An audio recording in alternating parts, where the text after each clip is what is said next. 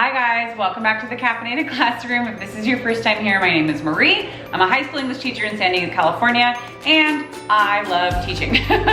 But today we are actually going to talk about something that has been quite an issue for those of us who are teaching virtually, for those of us teaching hybrid, basically for all of us all the time, especially since our schedules have changed due to the COVID-19 pandemic.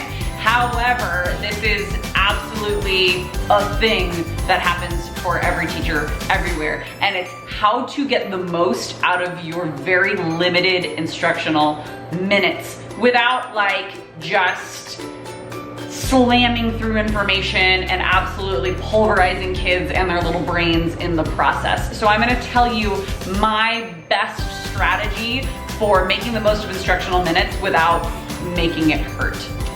Here we go.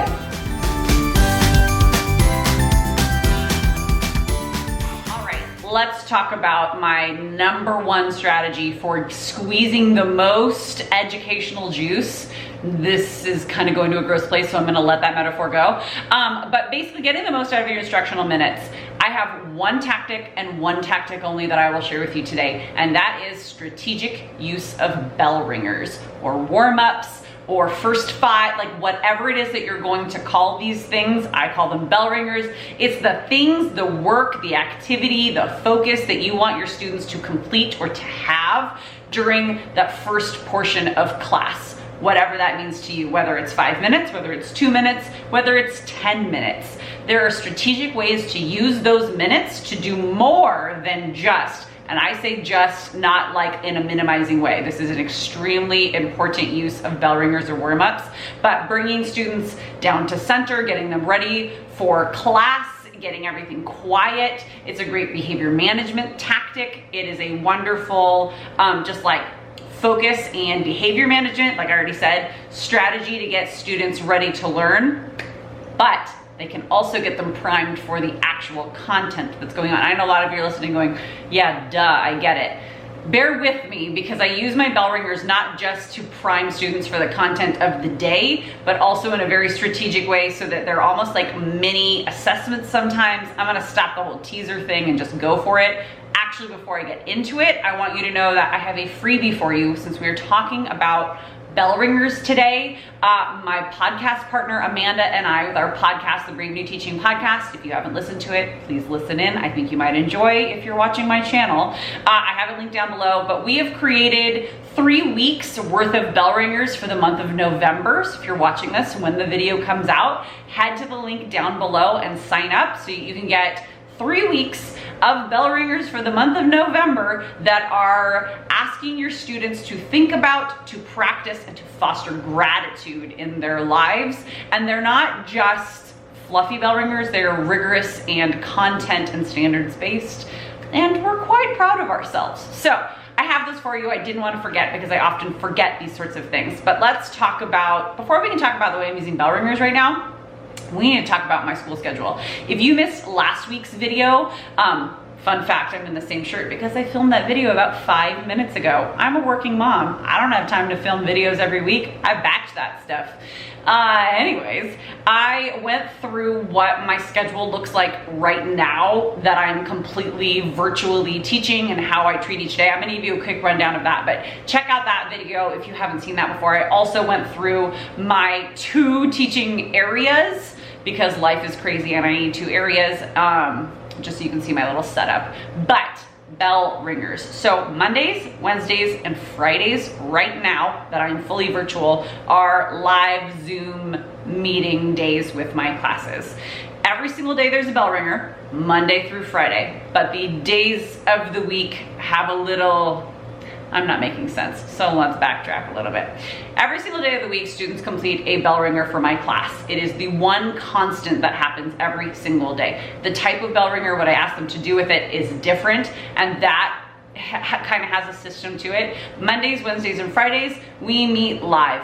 Mondays are generally the intro to the week, some sort of a concept, or maybe a continuation or diving deeper into a concept from the week before. And so that is going to be some sort of introduction sort of a thing. And I use the bell ringer as a means of introducing a new topic, of having students read a quick article about the topic to introduce it, maybe watching a quick TED Ed video, because those are like 4 minutes, 5 minutes and under, and then respond to it very quickly. My bell ringers are things that can get done in 10 minutes. So when I do have those live Zoom meetings, we meet 10 minutes into the beginning of class time. I don't know why I'm doing like that. It actually is a real time, but it's like I should stop using air quotes. It kind of illegitimizes what I'm doing as a teacher, but you know what I mean. It doesn't feel normal, so it like doesn't feel real. But it's very real, this education. I need to stop. So Mondays, the bell ringer is going to be something introductory to the concept that we're talking about, and students are going to have maybe even just like a pre-reading type question, anticipatory question, a quick video, a quick article, or like passage from an article, and then some sort of a written response is going to be their bell ringer, and then we'll go ahead and get into class and whatever it is that we're doing that day. Tuesdays and Thursdays are my asynchronous days. We do not have live Zoom meetings. Students still have work to do. They still have assignments, just like I basically treat Tuesdays and Thursdays as coffee shop mode in my classroom. Like that's how it was. Tuesdays and Thursdays, we had reading time, we had get your independent work done time, and that's generally how it went when we were in person, in like when life was normal. And so now I'm retaining the same sort of systems and the same sort of procedures and like, what am I trying to say? Schedule, routine, that's what I'm looking for my students now that we are virtual. And so rather than having them sit on a Zoom call with me and read, I say, get your reading done whenever you can get it done during the day. It would make sense to get it done during our class time when we're asynchronous, but I don't really care so long as it gets done by the time it's supposed to get done, right? On those days that we have asynchronous learning, they do have bell ringers, and the bell ringers are going to be basically some writing practice. The way that I see it, that is something that our students are lacking in the most, is really focused and direct writing practice with feedback from their teacher, because we're not in person. So I'm using Tuesdays and Thursdays as argument and writing practice bell ringer sorts of days. What I've done so far is I have given them questions like, where could one find the best French fries? Give me a claim, back it up with evidence, and some analysis to explain your evidence and show how that proves your claim. Claim, evidence, analysis, every single time. Another question I asked is, what is the best frozen treat or dessert you could have? Mostly because it's been over 100 degrees in San Diego, even though it's October. They really liked that one. When I was asking questions like more content-based, asking for claim, evidence, and analysis, I got bare minimum.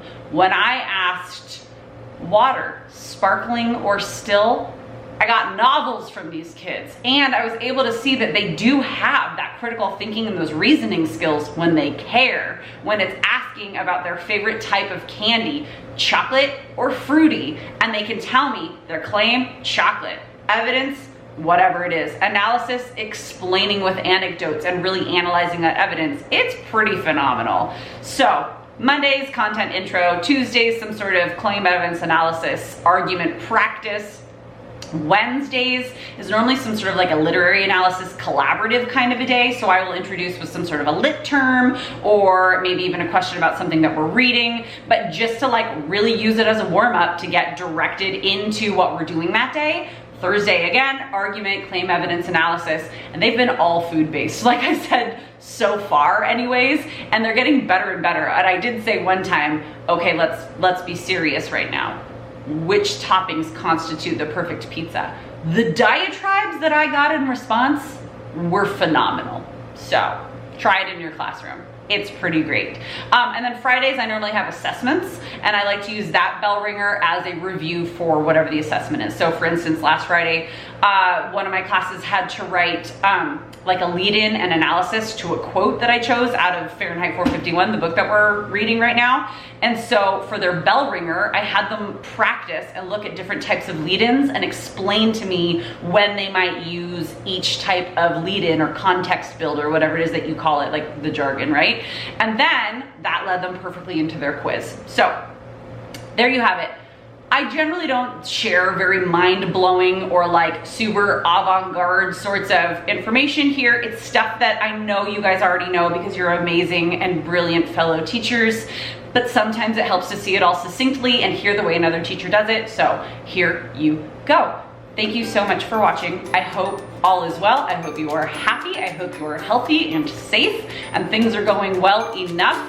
Like I said, I have a free download for you. Just go down to the description box below and sign up so that you can get those gratitude bell ringers for the month of November, or really you could use them anytime.